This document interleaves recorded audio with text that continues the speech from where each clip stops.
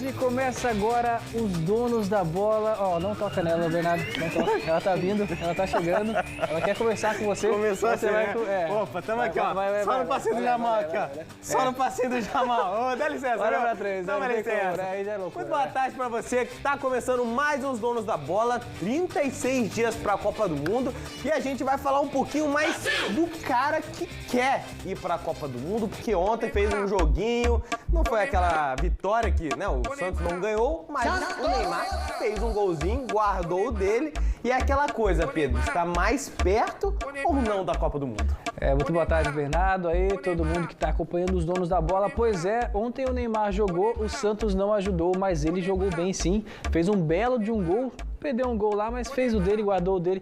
Mas o time do Santos não ajuda muito também, né, Bernardo? Vamos ver um pouquinho do balanço e dos resultados da Sul-Americana e da Libertadores? O Neymar até deixou dele, mas o Santos continua sem saber o que é vencer na Sul-Americana. Nessa terça, jogando em Pedro Juan Caballero, na fronteira com o Paraguai, o Peixe ficou no 1-1 com o Deportivo Recoleta, pela quarta rodada do Grupo D. O gol santista saiu aos 40 minutos. Neymar recebeu de Roleiser e bateu com categoria nas costas da defesa para abrir o placar. Só que no fim do jogo, veio o balde de água fria. Galeano empatou e garantiu um pontinho para o time paraguaio. Com isso, o Santos segue na lanterna do grupo com 3 pontos, mesma pontuação do Recoleta, e a situação ficou bem complicada. O São Lourenço lidera com 5 pontos e ainda joga na rodada, podendo abrir mais vantagem. Lembrando que só o líder de cada grupo vai direto para as oitavas. Pelo menos, o Peixe tem um respiro. Os 2 últimos jogos da fase de grupos serão na Vila, contra São Lourenço e Deportivo Cuenca. Quem também se complicou foi o Atlético Mineiro. O Galo chegou a abrir 2-0, mas vacilou e ficou no 2-2 com o Juventude, no Uruguai. O resultado deixou o time com 4 pontos, na terceira posição do grupo. A situação ainda pode piorar dependendo dos outros jogos da rodada. Já o Grêmio fez bonito fora de casa. O time meteu 3-0 no Deportivo Riestra, em Buenos Aires, e mostrou muita força no grupo F da Sul-Americana. O primeiro gol veio com Carlos Vinícius, de pênalti, ainda no primeiro tempo. Na segunda etapa, a Muzu ampliou depois de boa jogada com Gabriel Meck. E para fechar com estilo, Pavão cruzou e Bright White completou para a rede. 3-0 tranquilo. Na Libertadores, o Palmeiras segue firme. O Verdão venceu de novo o Sporting Cristal, dessa vez por 2-0 em Lima. Os gols foram de Flaco Lopes no fim do primeiro tempo e Ramon Sosa no começo do segundo. Com a vitória, o Palmeiras chegou a 8 pontos e abriu vantagem na liderança do grupo. Agora, o time paulista fecha a fase de grupos com 2 jogos em casa, contra Cerro Porteño e Júnior Barranquilla. Quero saber de você, Pedro Elias, 2 empates aí, tanto para Santos e Atlético Mineiro, no finalzinho, que complicam ainda mais a vida desses brasileiros na Sul-Americana. O Palmeiras na Libertadores já tá sobrando e eu quero saber, alguém vai ficar de fora? Cara, que fase vive o Atlético Mineiro, mas também o Santos, se eu não me engano, é o 5º empate consecutivo, ou 4º empate consecutivo do Santos. Isso não acontecia desde 2013 no Santos. Sim. Então é muito empate. Não adianta nada jogar bem e não conseguir vencer, né? Jogou bem contra o Bahia, jogou bem contra o São Lourenço, mas agora contra o Recoleta acabou empatando. O Neymar, eu acho que, cara, eu gostei do jogo do Neymar. Movimentou bem, né? Apareceu, não se escondeu do jogo. Mas empatar de novo com o Recoleta é dose, né? E o Galo tá triste também. E o Galo tá muito triste. Mas tá falando um pouquinho mais do Santos também, pegando esse gancho, teve essa treta toda com o Robinho Júnior e o Neymar, né? Depois do gol, o Neymar foi abraçar o Robinho Júnior, falou na zona mista que não passou de um atrito aí, pediu desculpas também publicamente, mas é aquela coisa, ficou marcado, o Robinho Júnior ficou chateado também. Tá em processo aí com o Santos de rescisão, se vai ou não vai, mas é aquela coisa, o Neymar pediu desculpas, ficou tudo certo, fez um golzinho, perdeu aquele que podia dar vitória pro Santos e carimbar ainda mais a vaga dele na Copa do Mundo. Mas é aquela coisa, o Santos tá mal mesmo na Sul-Americana, são 3 empates e 1 derrota, e tem 2 jogos agora na Vila que viraram obrigação contra São Lourenço também, que é o líder desse grupo, que é só o primeiro passo, Pedrão. O Santos precisa vencer para pelo menos chegar na 2ª colocação e ir para os playoffs, né? Agora foi o que sobrou para o Santos. Mas também falando do Palmeiras, que time copeiro, né, cara? Verdade. Venceu por 2-0 o Sporting Cristal. E, cara, temos que falar do Flaco Lopes. A temporada que esse cara tá fazendo não é normal, faz gol em todos os jogos. Pra mim, é o melhor atacante do Brasil hoje, ao lado do Pedro, né, o Bernardo Bertelli? Tá sobrando mesmo o argentino e tem vaga na Copa do Mundo também, tá muito perto, faltam só 36 dias pra Copa do Mundo e a gente vai repercutir também essa convocação da seleção argentina, se o Flaco Lopes vai ou não vai. Mas, Pedrão, hoje tem mais jogo de Sul-Americana e Libertadores e o gigantesco vai estar aqui, ó, em campo. A Copa Libertadores da América e a Sul-Americana agitam a quarta-feira à noite dos times do futebol brasileiro e América do Sul. Pela Sul-Americana, o primeiro brasileiro a entrar em campo é o Vasco da Gama de Bernardo Baitelli às 7 da noite, fora de casa, diante do Audax italiano, que claro, não é da Itália e sim do Chile. As duas equipes dividem a primeira colocação do grupo com 4 pontos cada, e uma vitória vale a liderança isolada da chave. Já às 9h30 é a vez do Botafogo fazer um jogo daqueles. Recebe o Racing da Argentina no estádio Newton Santos. No primeiro turno, o Fogão foi até a Avejaneda e derrotou os hermanos por 3-2 e agora quer repetir a dose. Já pela Copa Libertadores, 3 times entram em campo em situações bem diferentes. O Corinthians vai encarar o Santa Fé fora de casa às 9h30 da noite com uma campanha 100% na bagagem. 3 jogos, 3 vitórias e liderança isolada do grupo. Já o Fluminense, no mesmo horário, joga a vida na competição. Com apenas 1 ponto somado, o tricolor carioca vai até a Argentina enfrentar o Independiente Rivadavia, líder e 100% na Libertadores. Se perder, o Flusão praticamente dá adeus à competição. E o Cruzeiro visita a Universidade Católica do Chile às 11 da noite, também fora de casa. Os chilenos, os brasileiros e o Boca Juniors têm 6 pontos cada e brigam rodada a rodada pelas 2 vagas à próxima fase da maior competição do continente. Pedrão, o Corinthians entra em campo também logo mais na Colômbia contra o Santa Fé. Fernando Diniz conheceu a sua primeira derrota no último jogo contra o Mirassol e agora eu quero saber, página virada, foco na Libertadores, como que é? O Corinthians vive 2 momentos muito diferentes, né? Na Libertadores está 100%, um dos únicos times 100% na competição. Verdade. Muito bem, praticamente classificado já para as 8ª de final, mas o Campeonato Brasileiro está amargando ali a zona de rebaixamento, está sendo difícil. Cara, administrar um time em várias competições não é nada fácil, ainda tem a Copa do Brasil e o Corinthians é o maior exemplo disso, né? Vem jogando muito bem Libertadores, mas no Campeonato Brasileiro não está nada bem. Mas hoje eu acho que consegue um empatezinho, já tá bom já, né? Jogando fora de casa, acho que o Corinthians consegue esse empate aí. Agora, quem tá mal mesmo é o Fluminense, né? Tá com 1 ponto apenas. Se perder hoje, aí já era. Eu acho que não consegue classificação, vai ficar muito longe, até do segundo colocado também. Então é jogo de vida ou morte. Se o Fluminense perder, inclusive, eu acho que o Luiz Zubeldia vai ser demitido, hein, o Bernardo Baitelli? Se o Zubeldia sair, a gente tem como comemorar também a chegada do Hulk, né? O Hulk chegou no Fluminense num anúncio aí pra lá de legal também, pegando a referência do herói.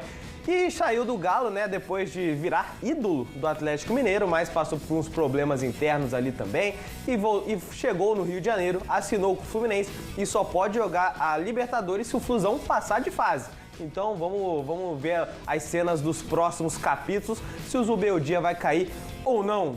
Virou, Pedro. Tem que passar de fase para poder utilizar o Hulk na Libertadores, né? Bora falar então de Champions League. Ontem nós conhecemos o primeiro finalista e eu acertei, hein, Bernardo? Acertou.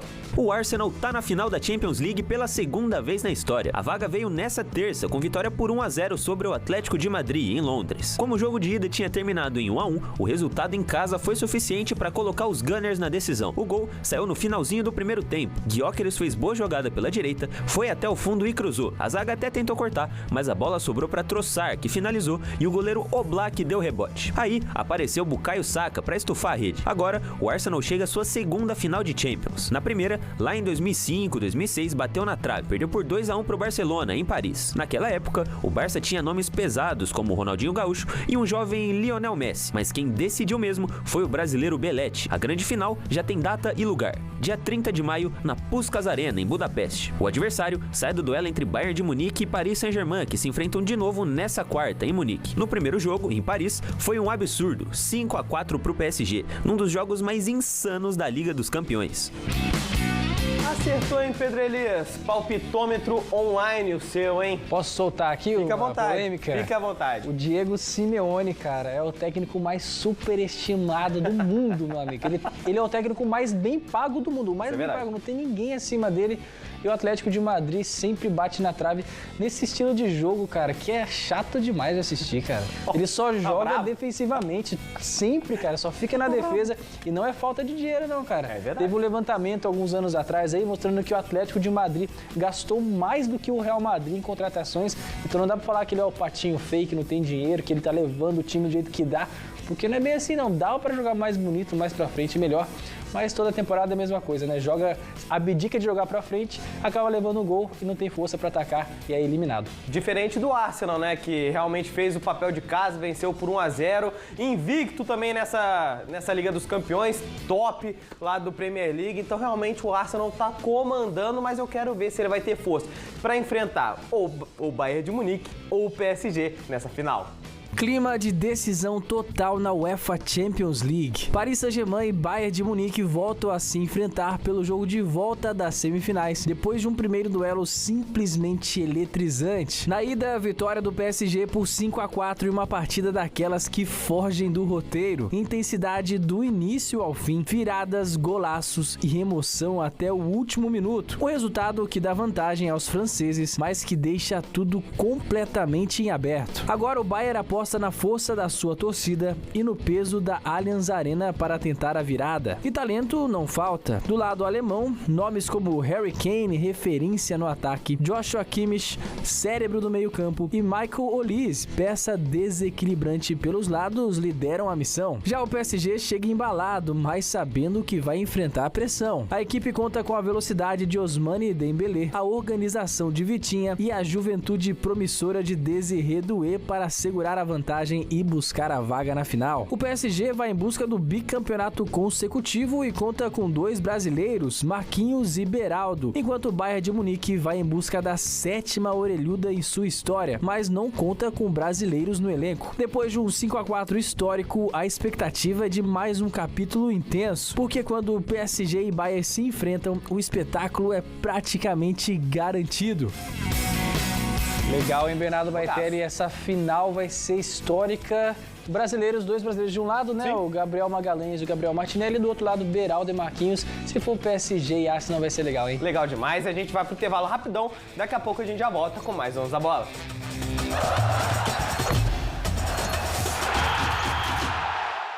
Fala, doutor Israel. Olá, gente. Bom dia. Eu sou o doutor Israel, médico do SUS e ex-prefeito de Pindamonhangaba.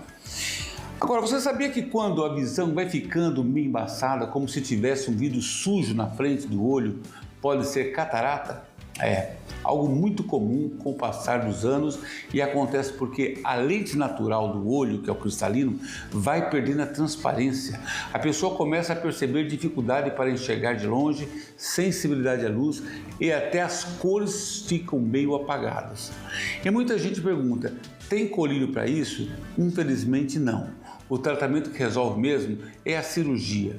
Mas calma, é um procedimento rápido, seguro e bastante comum.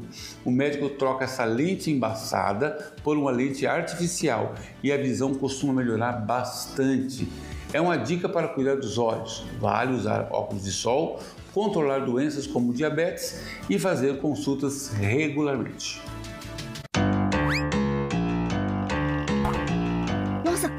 Atrasei, eu coloquei relógio para despertar. Jonas! Shampoo, por favor, amor. Claro, meu amor. Que isso? Não posso deixar ela pegar a chave primeiro. Cadê? É a chave que você tá procurando? Trégua, você pode ir com o carro protegido pela Fusion, eu vou com o outro. Obrigada, te amo. Na verdade, todo mundo quer ir de Fusion. A gente sabe que comercial de iogurte é assim, né? Mas ele também pode ser assim. Afinal, o mundo não para de mudar e é muito bom fazer parte dessa transformação. Cuidando do que mais importa, celebrando grandes conquistas e criando memórias que dão sentido à vida. Para todos os momentos do seu dia, iogurte Comevap. Todas as terças, no Falando Nisso Band. Eu, Dr. Otávio Luiz Fonseca, da Clínica Ortovip, levo dicas importantes para a sua saúde bucal e de toda a família. Oferecimento Ortovip, construindo sorrisos para um novo começo. Os donos da bola Carmopédia. Oferecimento Grupo Milclean, paixão por cuidar.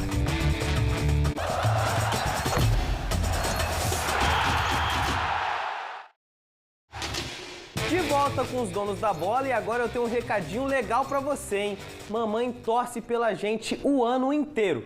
Comemora, apoia, puxa pra cima, então, no mês das mães, é hora de retribuir essa torcida com um presentão. Na Claro, na compra de um Samsung Galaxy S6 Series, você leva um Galaxy A56 por R$ 999, com armazenamento na nuvem incluso no Claro Multi. É isso mesmo, 2 Samsungs tops por uma oferta inacreditável. E com aquilo que toda mãe ama, guardar lembranças sem correr o risco de perder. Fora que ele já vem com 5G mais rápido do Brasil, para sua mãe postar, filmar, ligar sem travar. Onde tem mãe, tem torcida. E onde tem torcida, tem Claro com presente em dobro. Corre, vai até uma loja ou aponte a câmera do seu celular para o QR Code nessa tela e garanta já essa oferta. Consulte as condições de aquisição. Eu tenho certeza que o Pedro Elias já está planejando alguma coisa para a mamãe, né, Pedro? Com certeza, Bernardo Baitelli, o Dia das Mães da minha mãe vai ser maravilhoso. Claro, a Claro ajudando a gente, né? Agora, mudando de assunto, bora falar com o Antônio Carmo no Carmopédia. Muito boa tarde a todos vocês que nos acompanham aqui nos Donos da Bola desta quarta-feira esportiva. Os Donos da Bola sempre levando para você o que há de melhor no esporte da nossa região, no Brasil e no mundo. Bom, o assunto de hoje aqui no comentário é o seguinte, é falar dos times brasileiros, é falar de Libertadores e Sul-Americana. Meio de semana é disso, né? Jogos da Libertadores, da Sul-Americana, os brasileiros buscando aí classificação, time tropeçando, time conseguindo bons resultados. A gente tem acompanhado tudo aí. Interessante, né? É que na Libertadores o Brasil domina. Desde 2020, né? Não tem nenhum outro time que não fosse brasileiro que ganhou a Libertadores. Acho que desde 2019, já com Flamengo, Palmeiras, Flamengo de novo, Botafogo, e os times brasileiros vão sobrando na Libertadores. Na Sul-Americana não, faz 4 anos que os brasileiros chegam para decidir e perdem, né? São Paulo, Atlético Mineiro, Cruzeiro, os times não ganham na final da Sul-Americana. Interessante isso. Mas o principal campeonato é a Libertadores. A Sul-Americana, eu tenho uma opinião que às vezes até muita gente não concorda, é a segunda divisão do futebol sul-americano. Para os times grandes, por exemplo, na Sul-Americana, esse ano tem o Grêmio, o Santos e o São Paulo. Citando esses três, cada um deles tricampeão da Libertadores.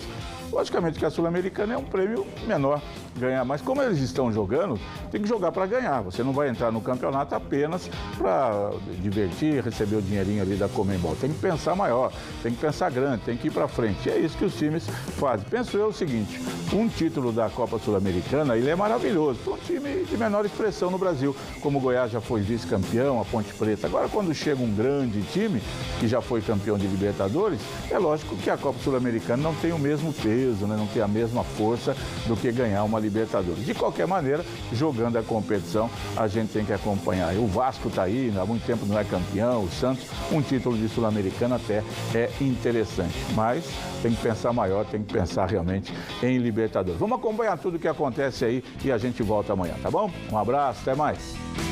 Valeu, Antônio Carmo. Até amanhã. Ele falou de preferência. Se o meu time chegar em uma competição internacional, já tá bom demais, Pedro. Eu não tenho preferência de Libertadores, eu só quero jogar. A preferência está lá, né, verdade? A preferência é não cair do Brasileirão, né? É isso daí. Agora, falando da nossa região, o São José está passando por uma reformulação e alguns jogadores já saíram do clube e foram para outras equipes. Para onde foram, hein, Bernardo?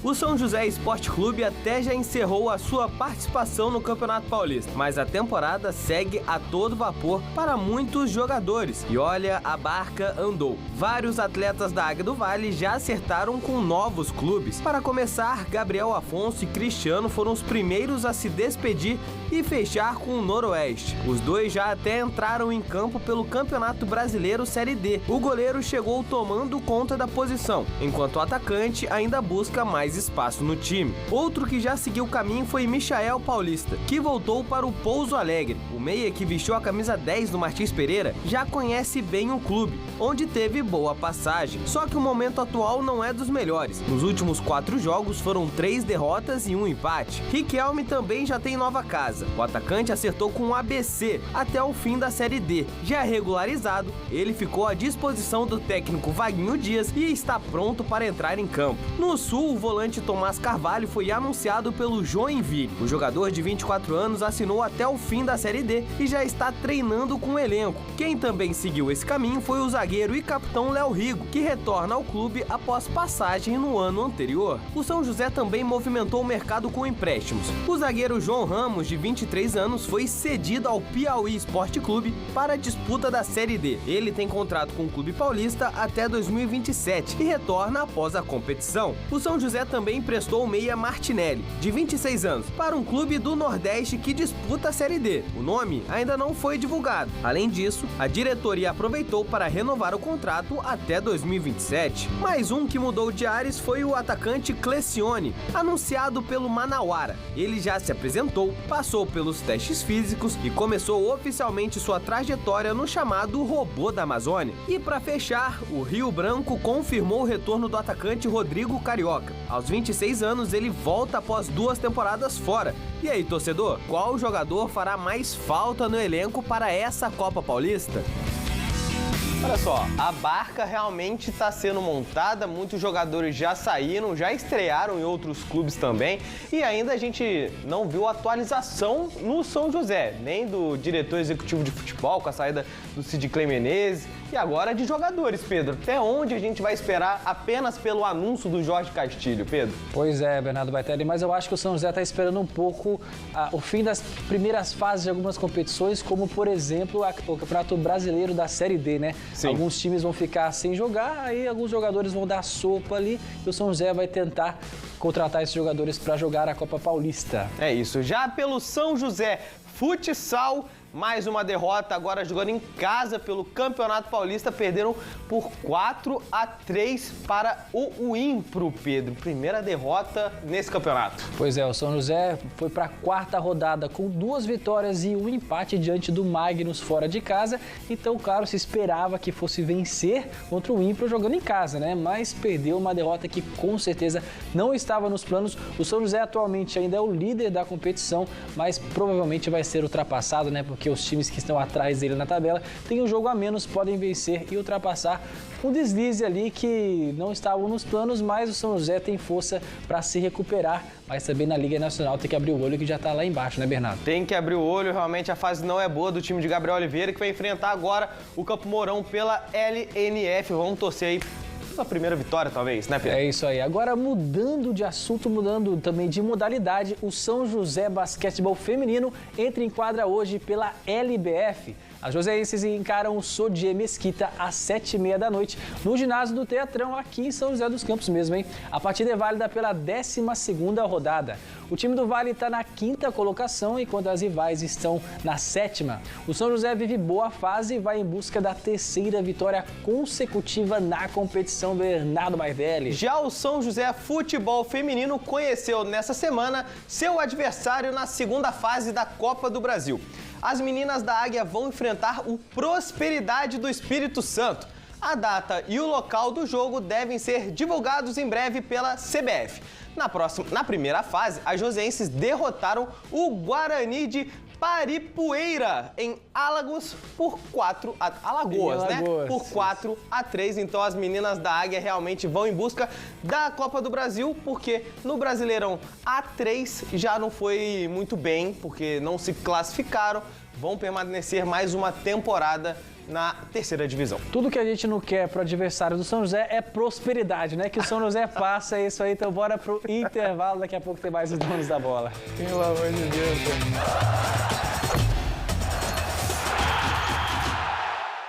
E na charmosa Vila Ema nasce um novo empreendimento, o Harmonic, que une elegância, exclusividade e conforto. Apartamentos 73 a 90 metros quadrados, com varanda gourmet, condições facilitadas 30% durante a obra e parcelas a partir de R$ 2.900. O restante só em 2029. Destaque para o rooftop com piscina aquecida e vista 360. Visite o plantão de vendas na Rua Justino Cobra 284, Harmonic, Vila Ema. Abril chegou chegando. Na Universo você sai de Honda Zero sem dar entrada. CG 160 Start. Entrada zero e parcelas a partir de R$ 772. NXR Bros 160. Entrada zero e parcelas a partir de R$ 934. XR Tornado 300 por R$ 34.500 à vista. Use o QR Code e chame a gente. No Vale e Litoral é simples. É Honda? Vai de Universo. Está no ar o programa Papo de Copa. Papo de Copa. O seu programa sobre a Copa do Mundo 2026. Misturando bate-papo, bom humor e muita informação. Papo de Copa, de segunda a sexta, às 5 da tarde. Aqui, quem corre é a bola. Porque a gente só conduz. Oferecimento Vale Sul Shopping, criando memórias juntos. E Varejão Tintas, há 36 anos com lojas no Vale do Paraíba e Campos do Jordão. Diadora apresenta Copa Diadora Band 2026. O Vale do Paraíba e a região Bragantina entram em campo. Uma competição para manter os talentos e o desenvolvimento das futuras estrelas do nosso futebol. São José Esporte Clube, Atlético Guaratinguetá, Pinda, Primeira Camisa e PCN de Bragança Paulista. Os jogos acontecem nas casas dos times, com início em 27 de março e grande final no dia 23 de maio. Copa Diadora Band Vale Sub-20. Aqui nasce o futuro do futebol. Realização Band Vale. Oferecimento Fusion Proteção Veicular. Do básico ao mais completo. A proteção que combina com você. Os donos da bola. Oferecimento Universo Honda. Sempre uma perto de você.